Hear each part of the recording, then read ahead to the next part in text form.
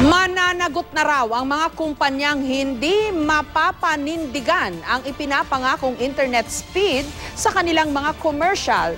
Sa susunod na buwan, sisimulan na ng NTC o ng National Telecommunications Commission ang pilot testing ng panukat nila sa average speed ng internet connection. Lagot. May report si Julio Segovia. Unlimited ang alok pero hindi raw sapat ang halos 1,000 monthly bill ni Marisol dahil sa bagal ng internet service na nakuha niya. Minsan napipilitan na lang kaming mag-computer shop kasi hindi nga siya gumagana. Nagbabayad tapos hindi naman worth yung bayad mo kasi yun, mabagal nga siya. Sa inilabas na memo circular ng National Telecommunications Commission, magtatakda ang NTC ng panukat sa internet speed na magiging opisyal na basehan ng bilis ng internet sa Pilipinas. Pwede itong i-download ng mga netizen oras na ilabas ng NTC.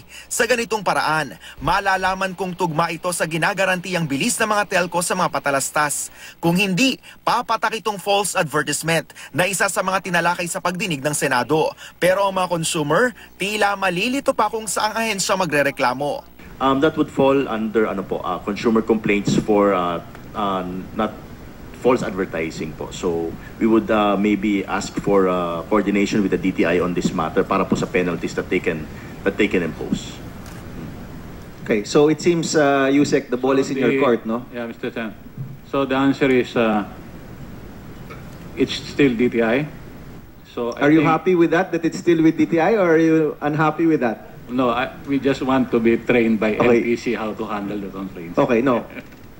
Aminado ang NTC, hindi naman mapapabilis ng inilabas nilang memo circular ang kasulukuyang mabagal na internet connection sa Pilipinas. Ang dapat daw gawin, hikayati ng mga investor na mumuhunan sa telecommunications business para mas lumakas ang kompetisyon sa pagitan ng mga telco. Suportado raw ng mga telco ang memo circular ng NTC pero may alinlangan sila. We may be having a hard time, not on our part, but rather perhaps on the NTC in implementing this.